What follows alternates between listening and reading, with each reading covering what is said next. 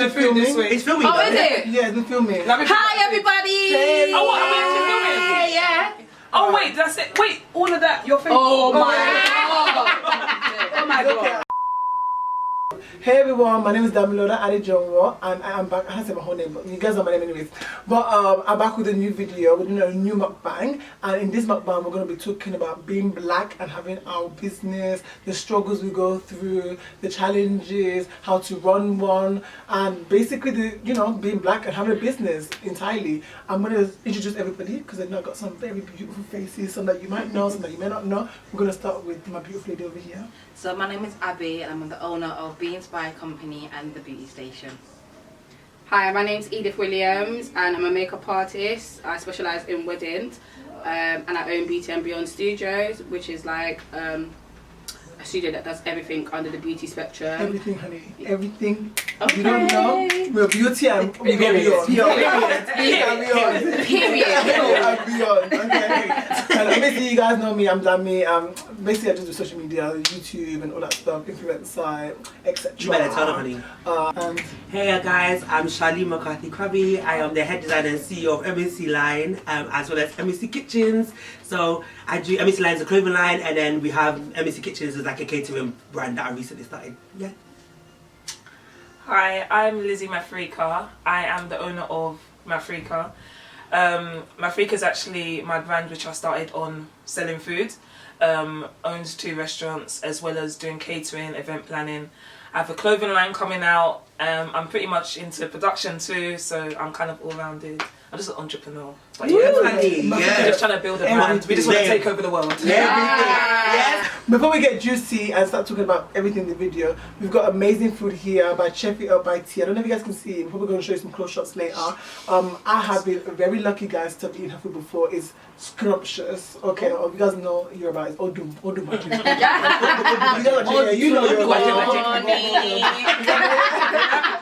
I'm not gonna lie here, that mac and cheese, I'm just in way. I don't even like seafood. Guys, I don't like seafood. Can we just sing a song? Really, really come and see, come and see, come and see what the Lord has done. Yeah. Come and see what the Lord has done. So I'm about to launch Mafrika's signature sauces.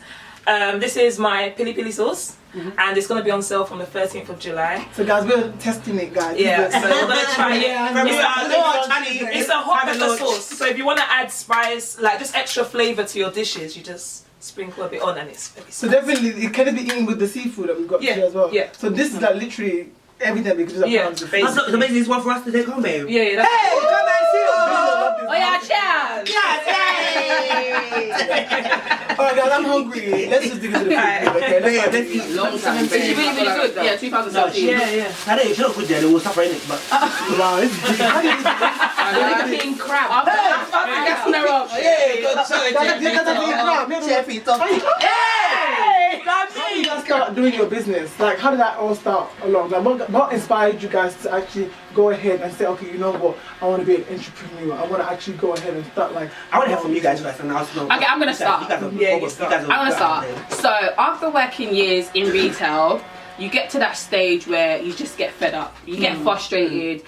For me, I know my friends always laugh when I say this, but for me, I just used to get so pissed off that I'm coming to work for someone, and yeah, I might be running a tad a little bit late, or I might do something wrong. But you have the cheek to really tell me off when I'm doing you a favour because I'm making you guys money. Do you get what I'm trying to say? Like that's how I see it. Like in general, when they just tell you off, or your work, everything they pick like every little thing they're picking on, and it's just like, brother, I'm actually making you money in retail, right? It's just little things, and it's too much. Especially when they give you that target when they come and say 1,000. Me, my own eternity, I've come and made you 1,200 pounds today. And then you want to bully me? You want to bully me? You want to bully me? You even want to give me a fraction of and the percentage of that money. And that was my first ever job actually. Well, Dad didn't want me to work. Victoria's Secret. So that was when I was 19. Yeah. It was a lovely luxury place to work, but like you said, it's always its downside towards that. Really? What's like the downside to them? I couldn't stand up for nobody's father. I'm sorry. Like I was standing up for too long. My feet were aching me, and it was like I didn't mind standing up. I hated it because there was like a customer demand all the time, and it became stressful. And then from then on, I left for like retail, and I went to the office. Yeah, I grew up with, because my parents always owned businesses, like from the 90s. I can't remember my parents even working, so it's one of them ones where I've always seen them do it. I've always seen them do it, and I remember even as young as primary school, we would be like, our parents would like make us do certain things, like the garage, like they used to do packed foods. And we'll be there, me, my brothers, my sisters will be packing it. I don't have to eat. No, you have to break that thing. Go on anyways. This sauce makes sense. Yeah, remember black and white. I'll pull up at the club, put my boot up. Everyone's like, I'm like, my freaker. I used to get a couple girls out, and everyone was just like, we made it a thing, and it was fun. You could make money, and what I used to do, I was very, you know me, girl, nice pretty face. I'll do myself up, dress up like I'm clubbing. I'll go inside, and I'll now start, like, people knew me for coming in the club, and I'll collect everyone's money. Before you know, I've already sold out from inside. Wow. So I'll go outside, everyone's thinking, how did she manage to enjoy herself? And you could tell that I've been drinking, having fun. I'll just put up a boot, everything's gone. You imagine I take your food, you know, with tunnel? Is it the tunnel as well? Yeah. What about you, Charlene? What made you start your business? You see, me doing my business, it was more so I came from a place of not knowing. It was actually being like not having friends in school. Okay. So when I first started secondary school, I came from Ghana, so everybody had like summer school. Yeah. Did you have an accent? You know, kind of, yeah. So I kind of like that. When you were in Ghana? That freshie, yeah. And what I used to do all the time, the sauce. What I used to do all the time was go to and the food. Was go to the lunch hall. No, not lunch hall. Sorry. Go to the fashion store, fashion class, and at the lunch, I've got no friends. I'll go there and just do fashion classes all the time, like in lunch and everything. And I think one time my auntie told me to do like a dress for her. So I thought, let me do this for her. So I just started my company when I was 13. Oh wow! Like as the first time I started taking paid money for work and was ongoing was when I was 13. Wow. What the hell? It was with my dad's. Wow. So me and my dad actually started it, and from then we started moving forward. And I got my people at church. People at church, aunties, friends. Yeah, you know what I mean? And then from then I got onto a show in Troxy called Fame 3000. Seriously? And then from there I got a scout from Fashion Week saw me. Then I did Fashion Week when I was 17. Wow. And then I went to uni. So it was kind of like, that's how everything kind of like got together. It was from like a place of actually being a bad place, actually being bullied and not having no friends. I kind of used that the time as a motivation to go and do something else. Just to better yourself, to feel good about yourself. That's very interesting. God made you have the last laugh. I know the haters are not quiet. Babe, they better be quiet. I don't want to hear pimp. How are the primary steps that you would actually take to just starting your business? Whoever wants to I mean, branding. Educate me. No, I think it is. I think just start. Okay. I think no matter how small it is, just start. Because when I started being inspired, I started in like an apartment. Literally, like, let's say about 15 girls. I called my friends. I was like, you know what? I want to hold a brunch with you guys. We're going to have champagne, then we'll make it look pretty. Let's all be there. And then I started to have like a structure from then on. So that's how I built to do my events. Now I'm having events like almost every year now. Okay. And since you just start, no matter how small it is, don't think you need to get like 255 likes for like a picture for you to start. Just get out there and start. But have a structure. And if you don't have a structure, it's okay. Idea and plan, that's like number one. Yeah. And the business will work. So then you don't need to plan. How much do you have to plan? Because literally everyone's planning perspective is different. Mine could be literally like a list. Okay, let me get my logo done. Let me get this. Let me get that. But then there's so much technicality that come with it. I think even funny thing for me, like one thing I realized is that for such a long time I wasn't registered as a company. Yeah. Do you know what I mean? Big thing. But yet still it was a company. If that makes sense. It was still a brand. It was still making money. Just because it wasn't registered doesn't mean it wasn't. It's not a brand yet. Do you know what I mean? Yeah. So when I mean by plan, I'm talking about the things that are gonna make your foundation, make your business stand for a long time. Do you get me? The foundation of the company. Do you get me? The running order of it. How it's gonna make money. How the revenue is gonna keep on coming every month. How you're gonna turn over. How you gonna turn over. How you gonna take that and make it into more. Do you get what I mean? The small plans. Do you get what I mean? It doesn't need to be. You don't have to come and get like a long list. But just to have a plan for you to know where you're going. Do you get what I mean? With what you're doing. Does that make sense? A lot of people trying to do business, they think that I need to have money. I need to have money. It's true. That's not the case. I did not have nada when I started. Not even one penny. I didn't have nothing. Do you get what I mean? And like, it was just one of them. Though, Edith? Because as in like, okay, when I say I had nothing, £500 in my account, but still money. When I started, I was still working. Yeah. And I'm not gonna lie to you guys. Like, I would work, I would make money, but I would end up still going in my overdraft. Yeah. So that's what I mean by I had no money. So if you're going in your overdraft, You ain't got no money, girl. you ain't got shit. Yeah, you ain't got no money. Do you get what I'm trying to say? So that's what I mean by like I had no money. So I didn't have like savings and stuff like that. So for me to say, okay, I want to start a business. So I feel like straight away that from the off that could put you off, or that you can feel like, how can I possibly make a business when I don't have no money? But for me, it was just when I saw certain questions that the business plan asked me, I saw that there's certain things that I could do without even having to, you know, fork out money for. So like thinking of a name and stuff like that. Like, that's free. That's free. Thinking of the idea, researching on the market, my target audience, all of those things. Like who you trying to attract. Like what does your business sell? What does it mean to you? What's your vision and stuff like that. So that's kind of what I just started focusing on. And one thing I want to ask as well is I'm sure that you guys you've gone through a lot of ups and downs when we're in the business. Okay, I know with me, I've had many times when was a booking, I left home, I went crying. Do you understand? And I had days I said, you know what, I love doing makeup, but is this something that I want to do for real? You know what I mean? I actually went through this recently, really. So I want to ask you guys, can you share with me your stories or experiences that you know, like in terms of like, working with people? I think I need to start this one off. Your ups and downs, times where you doubt yourself that this is what I really want to do. You know, like I think I got myself to that point because the way you said it. I was being politically correct because I'm filming and all. So most people, everyone knows that I closed down the restaurant last year. But I got to a point. It's so funny when I went. That was a sad moment, babe. That was a sad moment. But I was waiting for Uber Eats. But what a lot of people didn't understand is that during the times that I was like building up the business. During the times that I was building up. Look what you got going on here. Wow. I'm just coming. Nah. Don't edit that. No, we'll edit it out. We'll edit it out. And I do classy, babe.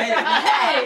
Now, which music? No, guys. If you don't. That means you don't. Every time she don't talk to me, man. I'm gonna kill you. Every time she don't talk to me, I'm bougie. You get what I mean? Basically, what a lot of people didn't see was I was suffering a lot with my, should I say, my mental health side of things. I put a lot on myself, and what people didn't realize, so 2015 I started up the brand from selling outside the clubs. Then people didn't even know, I actually had the shop from even though I opened in 2017, I had it from 2016. The council tried to block me for a whole year. I know, they tried to block for a whole year of so I was actually meant to open up 1 year later is when I actually opened up, but they took a lot of money off just to get opened. Is after opening up, I realised I took a lot on because it wasn't even up to a year later I opened up second branch. I feel like I had a bit of spare cash around me. I thought, you know what, when it was going so well, because I built up that brand and it was going so well on the first one, I kind of just jumped, and you make that decision to go to open the second one. And I opened a second one, but then what I didn't have was a good support system around me. Okay. And I was doing so much by myself. Even though I was actually in a relationship at the time, it wasn't benefiting me in any way. We remember that one. We're not going to go back there. Let's not go back there. We're there. But so that relationship broke me down as well, because there were certain things that were happening within the relationship so before you know, I felt like I was always trying to prove myself. I was doing certain things. I was doing stuff not because it was making me happy. I was trying to make someone else happy, and I was a mother of so balancing it with the kids. And I just feel like it just got to a point where one big piece or small piece. The second shop I opened was became overwhelming. And that was the one in Bangkok. And I now that was the one in Upton Park. So now people didn't know as well. I now started putting all my finances into the shops that I lost my houses. So I started living inside the shop. Wow. No way. What? Yeah. So it's from March 2018 to January 2019. I was actually living in the shop. Yeah, so like almost 1 year. So babe, hold on. Babe, I know I'm stopping your story, but hold on, babe. I'm sweating now. People don't really know these side of things. So that really messes with me. But I think that because I had to give the kids to their dad, so when I'm used to having the kids myself all the time, and I feel like I became so low. And then a lot of people that claimed they were my friends at the time saw that happening, and then they kind of just turned on me. They left me. Before you know it, they were spreading dumb rumors, and it just became like very So I just became so sad. There was times I wake up in the shop because you have to remember there was a makeshift shower at the back. I was getting up and.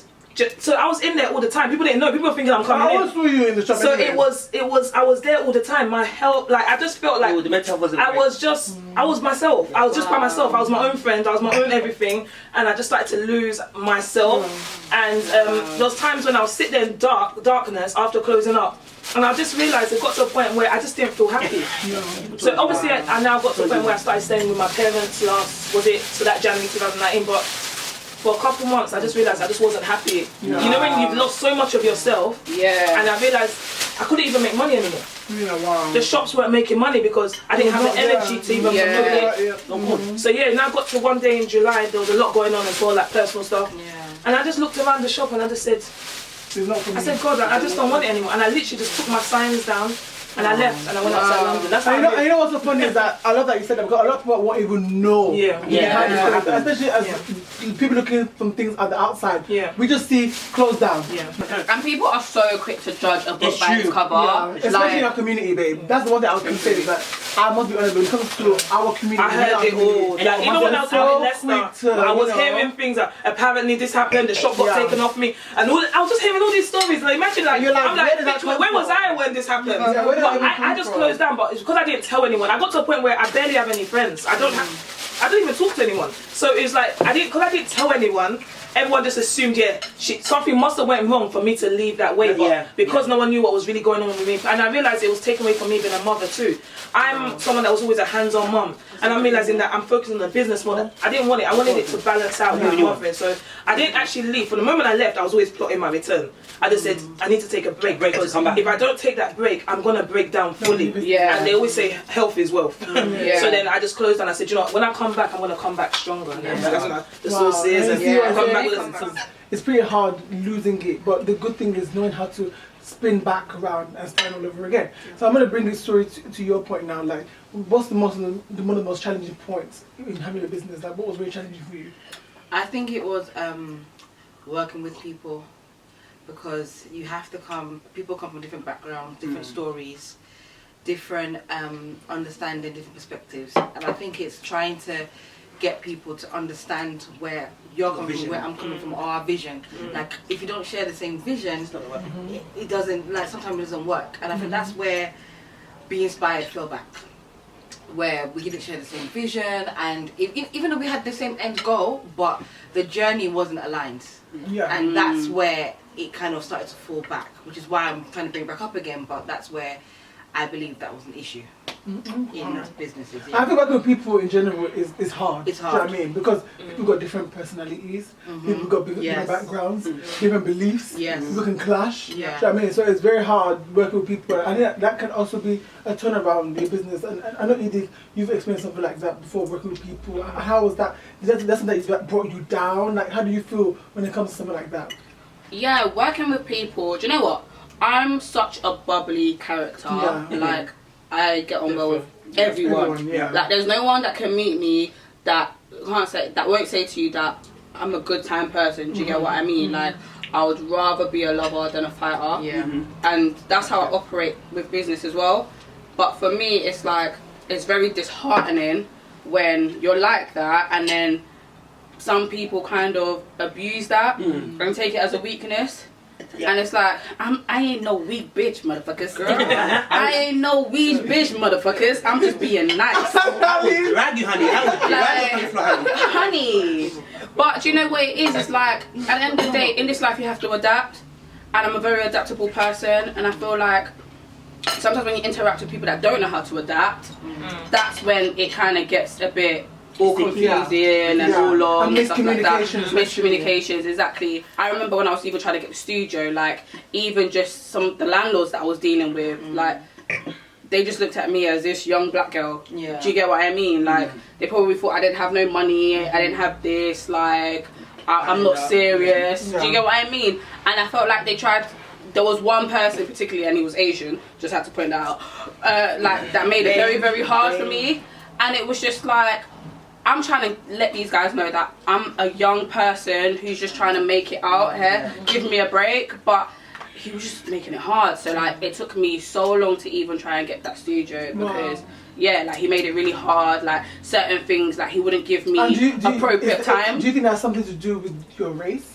I think the fact that I'm a woman and that I'm black, and that I'm young as well, because I'm not really, the people kind of looking for spaces, maybe they're like in their 30s upwards. Where I was in my 20s, and I speak like this, I don't know how that may come across to other people, but do you get what I mean? So he might have just looked at it like, this girl's not serious. And the way the studio looked, guys, like, because it was such a big property and it was a lot of money, I think he just looked at me like, this girl can't cope. The Asian guy that would give you a break is that some of us don't help our own. It's true. And this is the problem that we have. We tend to only want to help people that have the money. For example, if I'm a landlord, you know, as well, I will make sure that I help my black counterparts or my black people because it's our community. And I felt like as if that's the mentality that a lot of the BAME community have. They don't want to help each other.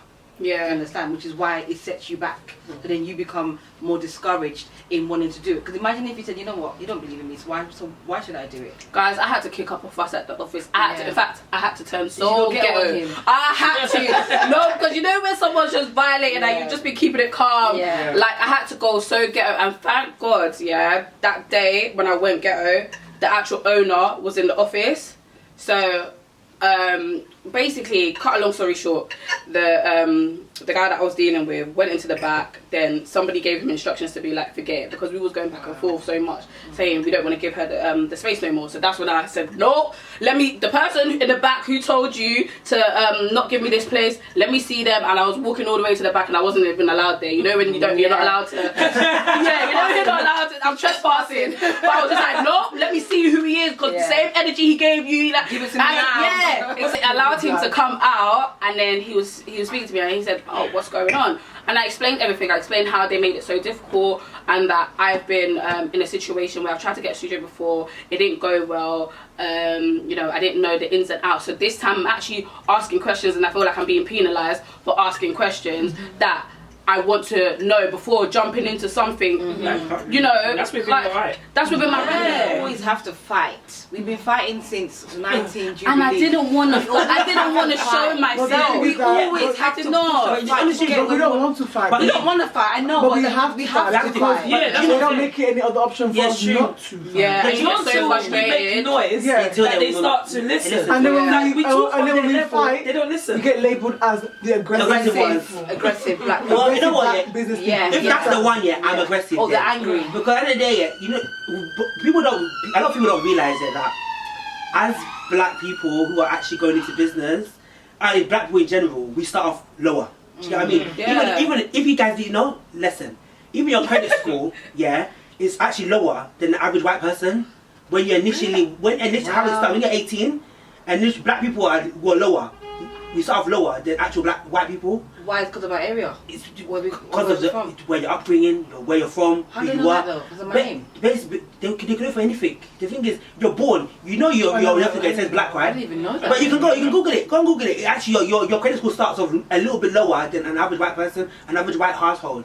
No. When you're growing up, do you know what I mean? So already we're fighting. Yeah. You're fighting a game that you don't even know you're fighting. Do you know what I mean? So moving into business, babe, you're gonna fight again. Do you know what I mean? It's like, for example, I was going to get a loan from the bank, right? One of the main reasons why I've actually had to stop MNC and I have to go back home and do stuff back home is because I wanted to get a loan from the UK, and they were like not having it. Do you know what I mean? On the basis that my credit score's not as average as my credit score's okay. Do you know what I mean? It's average, it's good. Do you know what I mean? It's not as high as everybody else is. Maybe I'm not in a full-time job, but then how do you expect me to better myself if you're not going to give me the opportunities? Do you know what I mean? To better myself. Do you know what I mean? So now you see people now leaving the country, and then they complain about when you're leaving the country. You know, we're leaving the country because we're going to go and better ourselves outside, and then come back and take your money. Do you know what I'm trying to say? Let me tell you a story. So before I graduated with my second degree, I was working. Oh, girl, 2 degrees. Yeah, I was working. Yes, honey. Clap, honey. Clap.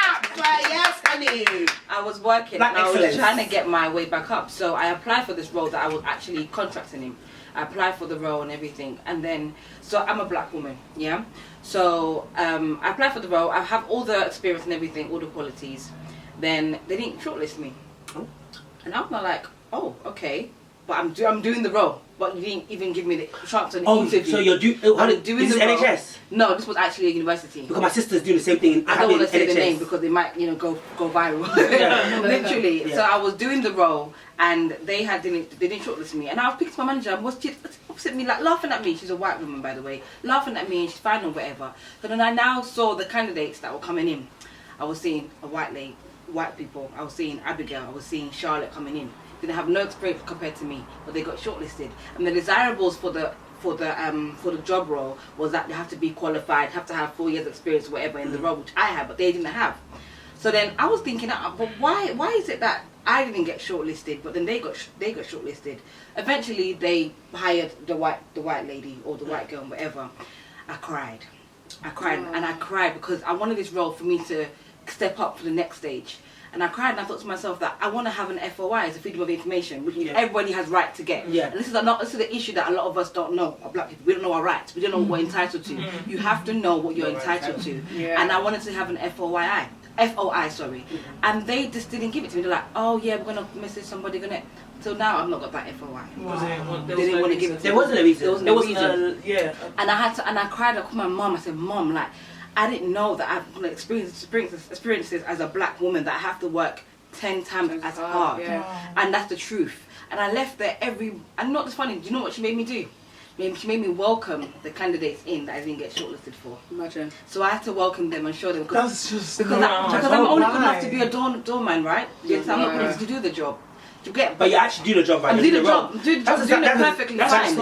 That's every time my sister. I'm doing Literally, it perfectly fine. 2 months ago. Yeah, perfectly fine. But why do you even- think that? Why do you think that we have to? Why is it that we have to go through stuff like this? You have to. Why is it that we have to be brought in the bottom all the way down? Can I say one thing, You know? right?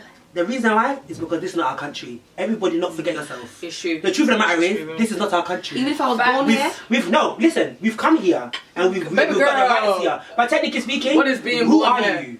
wow. That's the What is question. being I'm born asking here? you a question. Who are you?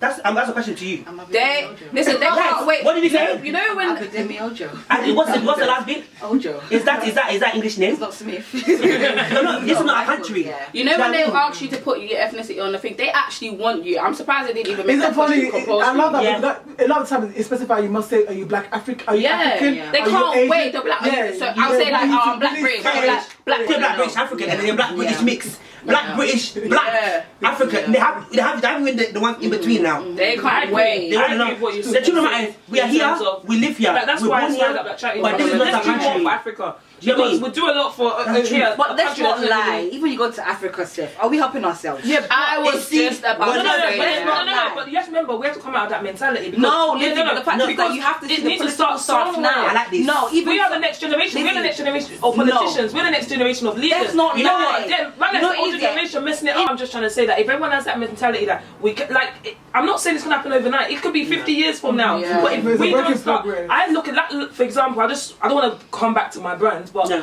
when I It's started always the gonna be a brand, brand, you know what I mean? but like when I started the brand, I didn't start thinking that I just want to eat for myself. I want to start something that I know in 100 years' time they could be saying Africa. I know my great grandchildren are eating off the same thing, and it's because I want to make that change. And I feel like within our community, we don't think of that generational wealth. Yeah. We just think about making money now. Yeah. But then that's the same type of mentality I'm saying in terms of changing Africa. And if we have that mentality of, you know what, we could make a difference. Yeah. You just never know. You Yeah. don't know what one UK boy from here that you can just go back and then Yeah. he's the next president. Yeah. And then before you know, having us that we've been in a different system. You have to remember, all of them are like that out there because they've grown up in that system. Yeah. What about those of us that have come out? Our parents have fortunately given birth to us here. We can now take the knowledge we've learned or been raised with here And take it back there. Yeah. There's a lot of they don't even know what depression is. A lot of them. They're suffering. There's certain things that are going on within Africa. They don't understand. They just need to be educated. Even if you're not even taking it back to Africa, like even with what I wanted to, like what I was trying to do here with Beat and Beyond Studios, I remember telling everyone like I wanted it to be that one place where black people could actually work under one roof. Yeah. And I always pride myself in saying that was my mission. And my mum and anyone around me was just like, you know, you're fooling yourself, you know, black people can't work together, all this, blah, blah, blah. I was just like, no, like, I feel like black people were just amazing beings. Like, we're so creative, we're so talented, like, there's so much we have to offer. why can't we work as one? Because I feel like if we work as one, you know, we can kill it. We can rule the world. Do you even think we can't work as one? There are reasons we have to discuss. But this is the thing. Like, this is the thing. Coming into this business and then working with people and then realizing that not everybody has the same ethic. Yeah, the same ethic, the same way of thinking. I feel like jealousy has a lot of it to do too, you know. I don't think that's just solely race. I think in general, people can't work together. But I feel like within the black community, we show it more. It's true. And guys, before we even start, we've got some nice, delicious cheesecake. We're all gonna eat. I'm on a diet, but you know what? Like, when I'm eating it on my tea, one spoon is enough. Babe, it's not when you eat the cheesecake, you realize one spoon is not Can enough. I say a message to Chef It Up for me? Is it Chef It Up by? Tea. This is correct food. Yeah. Correct food. Hats off to you, girl. Babe, I feel like for business and me, it was more so the concept that I was doing it. It's that weird? Like the fact that I was actually living my dream. Yeah. And I was my own boss. Yeah. And I actually everybody waking up. and I woke up and I remember that at one point I woke up and there used to be times I used to be tired, bro. You guys know. I was so through the night. Yeah. I would be there sewing 2-3 nights, no sleep. But then you're sitting there thinking, yeah, I'm so free now, but yeah, bitch. Yeah. When she was like, I she's also wearing my think the dress. satisfaction of your customer, it just gives you everything. Yeah. It is. Yeah. Knowing that It someone is. can appreciate you, especially in the makeup world, these women, I mean, but mostly women that we work with, they look up to us so much. Yeah. And we make their day. And makeup is something that really ties with your confidence as well. So 100%. when someone feels better about themselves, Yeah. it makes you feel good because you help them get there. Do you Especially understand? on their wedding day, like, you know, especially the way they thank you, you're just like, wow, like I actually added to her special day. Yeah. You know what I mean? Even better. Yeah, exactly. So, yeah. And for me, like, my biggest achievement obviously is actually having Pete and Beyond Studios. And it's not Can I that. do It's a big thing, I babe. want to say one thing It's as well big. is that I've followed Edith on Snapchat for years. Like, obviously, I've known her for years as well. And I saw the company from like when she went to that office. I'll never get a day. Her and Danielle went in that office with blondie girls in that When office. the launch party, You guys were, you did your little thing going on, Yeah, the her little lashes, office, yeah. everything office. Remember, The office transformed The glow. into another. It literally Yeah. grew. And when I talk about black businesses, this is what we mean when we say support our black businesses. Are people that saw a dream and took their vision and built it. Yeah, You know what I mean? yeah. The word beauty and beyond really is the best name that you can bring your brand because you went for the beauty and You were beyond, babe. Yeah. You're beyond. You went beyond. Babe, you know what? I mean? When I found the So, location, you know, that's just, I must say that it was a really, really good job. And all of you guys as well, remember Africa as well. I went to her restaurant and I got jollof rice. I knew her and she my makeup speaks for itself. So obviously I was like, damn it, bitch, that's who I am. Okay? You know what I mean? I'm not gonna lie, yeah. I knew who it was, and I was like, what's he doing in my Yeah. Even when I was looking, I was like, what's he doing in my shop? The first time I even met you, I had a meeting in your shop. I had a business meeting in her shop. Imagine. That's how I met This you. is how businesses grow, is through knowing someone yeah, as well. exactly. And also it's just, we connect each other. Please, hey, Joe.